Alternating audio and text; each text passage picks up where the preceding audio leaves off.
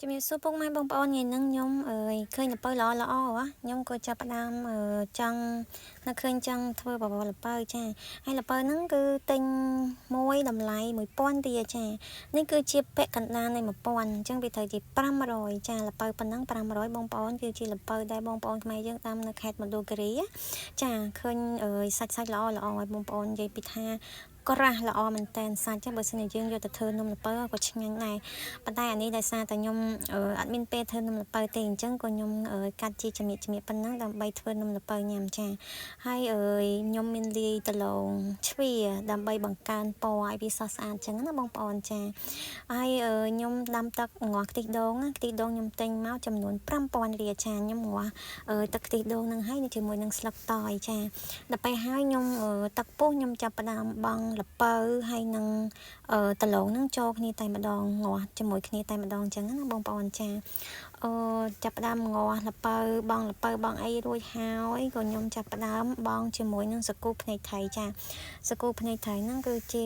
គឺដាក់បរិមាណតិចដែរអត់ដាក់ច្រើនទេព្រោះអីតែច្រើនពេកធ្វើឲ្យខាប់ទឹកអញ្ចឹងណាបងប្អូនចាអញ្ចឹងខ្ញុំដាក់មកល្មមជាមួយនឹងបរិមាណរបស់ជើងចានេះល្ពៅបបរល្ពៅបានឆ្អិនរួចរាល់ហើយបងប្អូនឃើញនៅពេលដែលយើងដាក់ជាមួយនឹងដលងអញ្ចឹងទៅធ្វើឲ្យវាមានពណ៌ស្រស់ស្អាតអញ្ចឹងណាចាបងប្អូនចាឥឡូវយើងចាប់ផ្ដើមដួសបបរល្ពៅនឹងដាក់ចានដើម្បីចូលទៅឲ្យកូននិងប្តីរបស់ខ្ញុំពិសាចាហើយនេះកូនរបស់ខ្ញុំគាត់ឃើញខ្ញុំធ្វើគាត់នៅក្បែរជិតខ្ញុំហ្នឹងអញ្ចឹងបងប្អូនចាអញ្ចឹងខ្ញុំប្រាប់ឲ្យគាត់ទៅមុនទៅចាំខ្ញុំយកទៅឲ្យអញ្ចឹងណាបងប្អូនចាហើយនេះស្ទះផ្លូវចាបងប្អូនជិះទៅអត់រួចទេចាអញ្ចឹងគាត់បានធ្វើដំណើរទៅ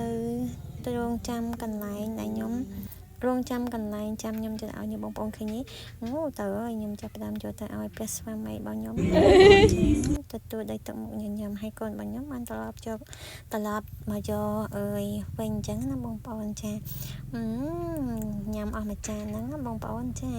ជីទៅគឺយើងកុំធ្វើផ្អែមពេកយើងធ្វើមកល្មមឆ្ងាញ់មកល្មមផ្អែមល្មមតែផ្អែមមុតពេកញ៉ាំឆាប់តលន់អត់ឆ្ងាញ់ទេបងប្អូនចាហើយមកកូនខ្ញុំគាត់ភ្លក់ហើយគាត់ឲ្យមេដៃទៀតទេណាបងប្អូនចាធ្វើអីក៏ឆ្ងាញ់ដែរខ្ញុំវ៉ូអួតខ្លួនឯងតិចទៅចា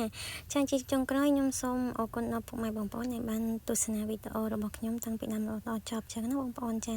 សង្ឃឹមថាពុកម៉ែបងប្អូនទាំងអស់គ្នានឹងពេញចិត្តនៅវីដេអូដែលខ្ញុំបានធ្វើនិងជាកម្លាំងចិត្តឲ្យខ្ញុំធ្វើវីដេអូជាបន្តទៀតណាបងប្អូនអរគុណជម្រាបលា